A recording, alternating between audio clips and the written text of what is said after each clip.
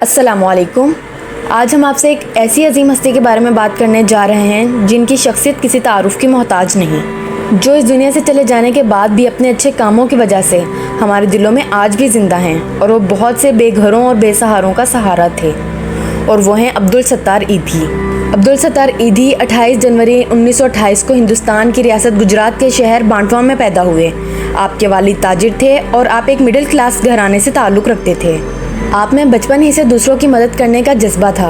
عبدالستار ایدھی اپنے بچپن کو یاد کرتے ہوئے بتاتے تھے کہ جب میں چھوٹا تھا تو میری ماں مجھے اسکول کے لیے 2 آنے دیتی تھی، ایک میرے لیے اور ایک کسی ضرورت مند پر خرچ کرنے کے لیے۔ عبدالستار ایدھی کی اس بات سے اندازہ لگایا جا سکتا ہے کہ ان کی بہترین شخصیت ہونے میں سب سے اہم کردار ان کی والدہ کا تھا، جنہوں نے بچپن ہی سے ان کو دوسروں کی مدد کرنے کا درس دیا۔ چھوٹی سی عمر میں انہوں نے دوسروں کی مدد کرنا سیکھ لیا تھا، جو آگے ان کی زندگی میں ان کے لیے کامیابی کی کنجی بنا۔ قیام پاکستان کے وقت وہ بھارت سے ہجرت کر کے کراچی میں آباد ہوئے۔ 1951 میں اپنی معمولی جمع پونجی سے ڈسپینسری کی دکان کا آغاز کیا۔ اس کے علاوہ آپ نے اپنے دوستوں کو بھی تدریس کی طرف راغب کیا۔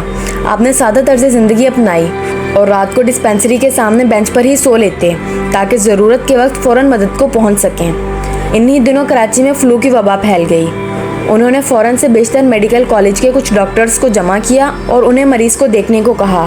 حالانکہ یہ ایک چھوٹا سا کام تھا جو انہوں نے کیا، لیکن اتنا ضرور ہوا کہ لوگوں تک ان کی سوچ ضرور پہنچ گئی۔ اگر انسان میں کچھ کر دکھانے کی صلاحیت ہو تو اسے کوئی روک نہیں سکتا۔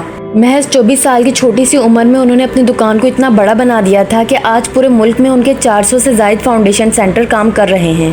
فلو کی وبا کے بعد ایک کاروباری شخصیت نے ایدھی کو کافی بڑی رقم امداد میں دی، جس سے انہوں نے ایک ایمبولینس خریدی جس کو وہ خود چلاتے تھے۔ آج ایدھی فاؤنڈیشن کے پاس 600 سے زائد ایمبولینس ہیں جو ملک کے طول و عرض میں پھیلی ہوئی ہیں۔ پڑھے لکھے نہ ہونے کے باوجود انہوں نے کئی ممالک کی سیر کی۔ سادگی پسند شخص کی اہلیہ بھی نہ صرف ان کی ہم خیال تھیں بلکہ کئی ایدھی فاؤنڈیشن میں لڑکیوں کی تعلیم و تربیت کے لیے بے پناہ کوشش کر رہی ہیں۔ ایک ایسے معاشرے میں جہاں آپ بھوک اور مہنگائی کے رونے روتے ہیں، وہیں کچھ افراد اس بھوک اور مہنگائی کے طوفان سے لڑ رہے ہیں۔ ایدھی فاؤنڈیشن نے ہسپتال اور ایمبولینس کی خدمات کے علاوہ کلینک، پاگل خانے، معذوروں کے لیے گھر، بلڈ بینک، یتیم خانے، لاوارث بچوں کو گود لینے کے مراکز، پناہ گاہیں اور اسکول کھولے ہیں۔ 8 جولائی 2016 کو عبدالستار ایدھی کو شام 5 بجے منفسہ پر رکھا گیا اور رات 11 بجے وہ گردوں کے کام چھوڑنے کے باعث انتقال کر گئے۔ انہوں نے وفات سے پہلے یہ وصیت کی تھی کہ ان کی دونوں آنکھیں ضرورت مندوں کو عطیہ کر دی جائیں۔